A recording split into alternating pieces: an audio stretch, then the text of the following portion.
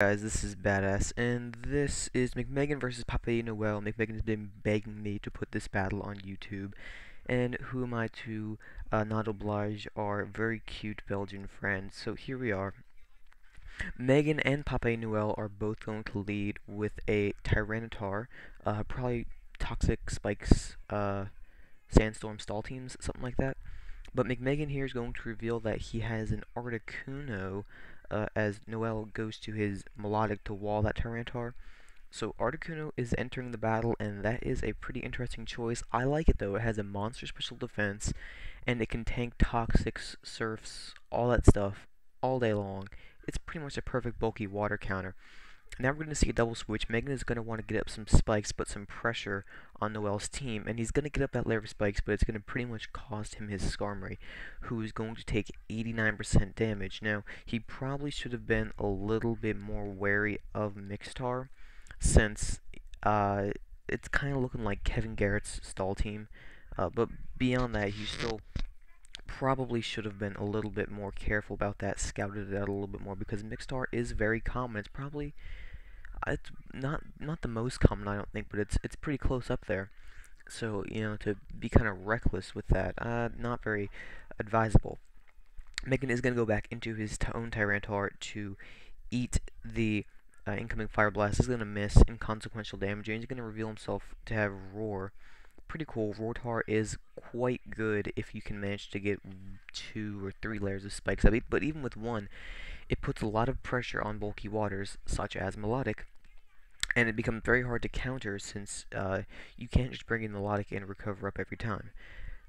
Noel is going to send out his Celebi. He's going to Leech Seed the Tyranitar, get some easy health, and then he's going to go back to his Doug Trio, predicting a Rock Slide, I guess, but it didn't quite work out for him. McMeghan went to his near-dead Skarmory, but who can still take a Rock Slide, and is going to get up that second layer of spikes, putting ever more pressure on Noel's team, so he's going to have to act fast if he wants to be able to break McMeghan's team.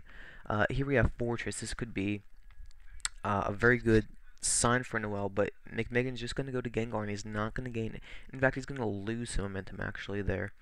Not the greatest play, and then McMeghan's going to just straight out Fire Punch him, and that is going to deal not a death blow, but it's going to deal a huge blow to Noel. Spikes are really hard to play against in any generation, but Advance especially, because there's a lot of switching. There's not a lot of things that are going to outright sweep you. You had DD Ments in DP. You had, as McMeghan's Gengar gets pursued out of Giga Drain there if you had it. Never mind. But yeah, you have Terrakion, Lucario, all these really strong things, but in Advance you really don't have that. DD-Tar, DD-Ments, they're strong, but if you still have your Swampert intact, they're not going to be doing any sweeping against you, barring 15 Rock Slide flinches. So, in that manner, there's a lot more bulky offense slash balance teams, and spikes are a lot more paramount in breaking down your opponent's defenses, as we're watching here. Doug Trio was another great way that I like to, just decimates the opponent's defensive core if you can play it right. You eliminate the Tyranitar, now your Zapdos might run wild. Blissey, and then Gengar just goes to town on stall teams. Megan is going to have an Aerodactyl now, so this is more of a Aerodactyl Tyranitar Spikes offense team, which I see, and I see work a lot because Aerodactyl is a monster. It's immune to passive damage. It has Rock Head, which gives it the 120 power double edge for no recoil, and it has Rock Slide and Hidden Power Flying. It's pretty strong. And Noel is not in a good position here. He's got his Melodic, which is going to be able to tank a hit from that Aerodactyl and recover up. Megan's seen that. He's going to switch out to his Articuno, which is a good deal. Articuno is doing some work in this battle since it's basically making Melodic a non-factor. Every time Melodic comes in, Articuno is getting a free chance to, as we see here, shuffle around his team and take advantage of those spikes. And this is where it comes a lot more handy when compared to Zapdos. As we see the Ice Beam, I don't think that, I know it mattered, in the short term, but I don't think it really mattered in the long term. It would probably have been about 60%, maybe, depending on how strong Articuno really is. But yeah, Zapdos kind of gets walled by Celebi. Articuno runs right through Celebi. I mean, you do have, your various drawbacks No stab thunderbolt, kind of hurts versus steel types. Skarmory can spike up on it. Fortress, bulky waters too, but bulky waters are just gonna get walled anyway.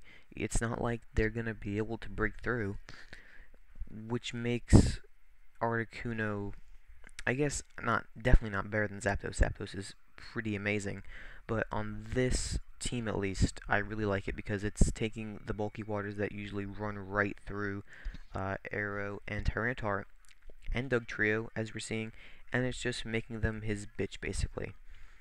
Here he's gonna just try to be stalling for some extra health to take on whatever the rest of Megan's team is, but I don't even think he can win this since Surf is doing like 20% to Aerodactyl, excuse me, to Articuno, and yeah, as we see here, he misses the knockout by about 1%, but it's not really gonna matter in the long run, seeing as even if he didn't have the Toxic, he would have just stalled him out anyway.